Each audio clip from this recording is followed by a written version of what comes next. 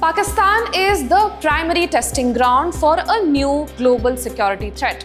It's the collision of a decentralized digital economy with deeply entrenched terror financing.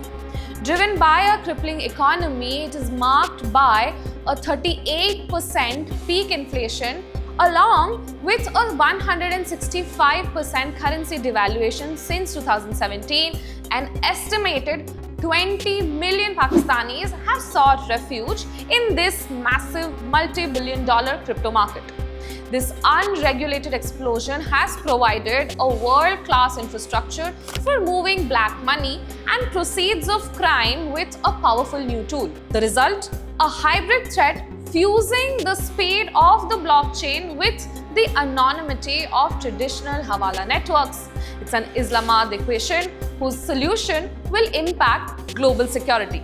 Let's get into all of this in today's episode of TAC Explained.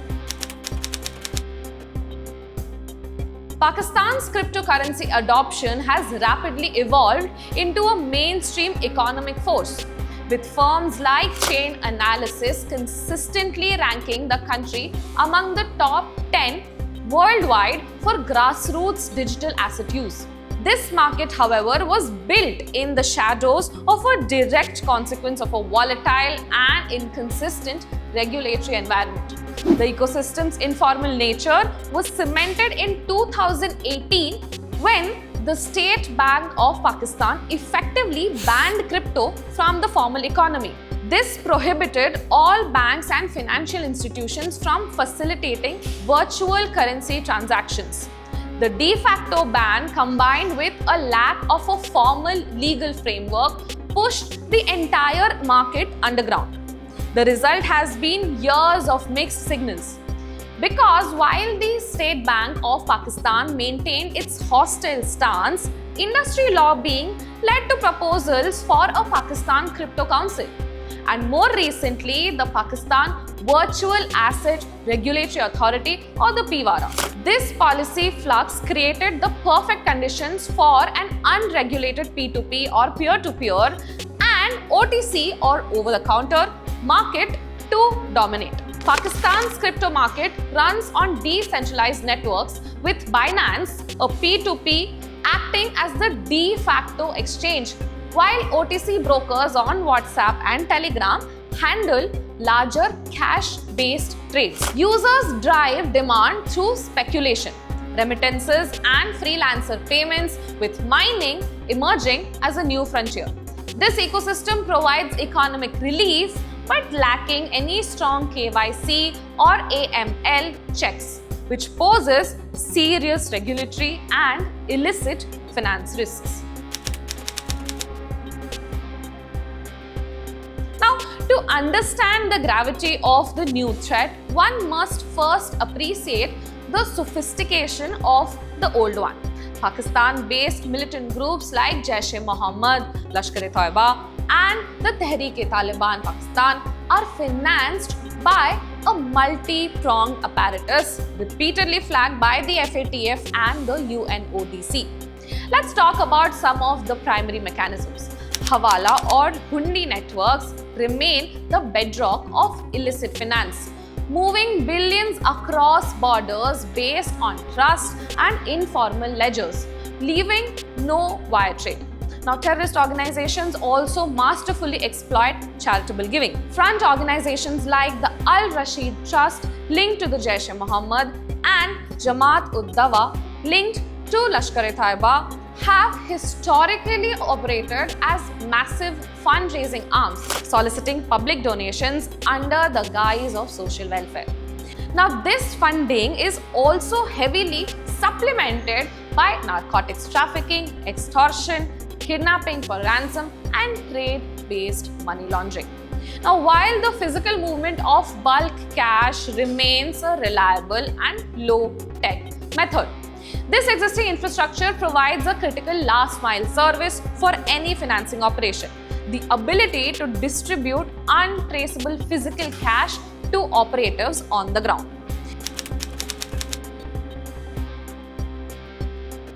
The innovation of modern terror finance is not the replacement of these traditional methods, but their integration with digital tools. The crypto Hawala hybrid model is the apex of this evolution, offering a near perfect solution for moving funds with speed, anonymity, and finality. What does this hybrid flow look like? An international donor sends cryptocurrency, often stablecoins like USDT, to a militant group's wallet. The group's financier then sells the USDT on a P2P platform or to an OTC broker. Now, the counterparty, often a Hawaladar, accepts this crypto and instructs a local associate to pay out the equivalent in physical cash. Now, the blockchain trail ends here and the distribution is then completely off the books. Now, to think the other way around, an operative starts with delivering cash to a local Hawaladar, who then contacts a counterpart abroad to purchase cryptocurrency and deposit it into a designated wallet, providing the organization with instantly transferable global funds. To make these transfers harder to trace, financiers rely on a range of evasion tools. Mixers and tumblers shuffle transactions to hide their origin.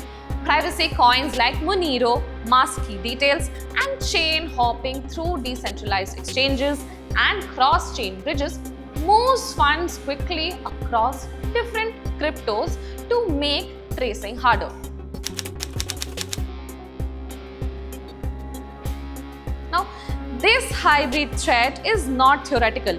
Recent intelligence reports paint a vivid picture of Jaish-e-Mohammed's sophisticated digital financing strategy. Following counterterrorism operations, the group has allegedly launched a 3.91 billion Pakistan rupees or $14 million fundraising campaign to construct almost 313 new training facilities under the garb of building mosques. This operation works by weaponizing fintech, relying on a distributed network of more than 250 digital wallets on platforms like EasyPaisa or SadaPay. At the core of this system is a decentralized command structure, reportedly overseen by senior Jaish-e-Mohammed figures, including Masood Azhar's brother, Talha al-Saif, and his son, Abdullah Azhar. To stay under the radar, the network uses microtransactions, layering, activating around 30 new wallets each month and then rotating them every 4 months. The campaign's fundraising target also exceeds the stated construction costs, leaving a surplus of roughly 2.67 billion Pakistan rupees, funds that may be then diverted towards weapon procurement and other operational activities. The strategy is a direct calculated circumvention of the SWIFT-based international monitoring of the FATF or the Financial Action Task Force. It is also part of a global trend with terror groups like the ISIS demonstrating the use of cryptocurrency for crowdfunding and cross-border transfers. However, it is crucial to note that the caveat raised by global bodies like Chain Analysis that while these intelligence reports are a major red flag, publicly verified and on-chain forensic evidence conclusively linking these large-scale fund flows to these specific groups still remain limited. The difficulty in accountability without law enforcement validation is a significant challenge.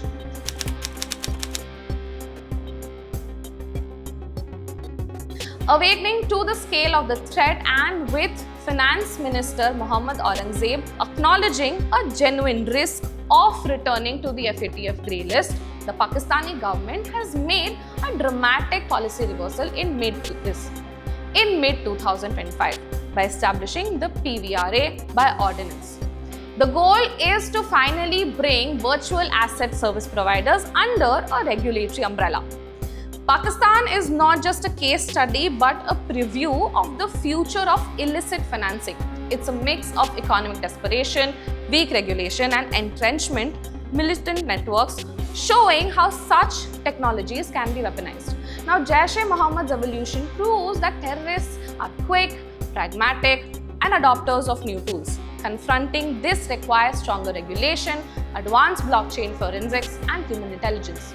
For Pakistan, the stakes are existential. Its FATF standing, economic stability and national security all hinge on how it manages this digital frontier. The world must watch closely, for the lessons learned in Islamabad will soon be required elsewhere. Now that is all from us today. This is Garima and you are watching the Asian Chronicle.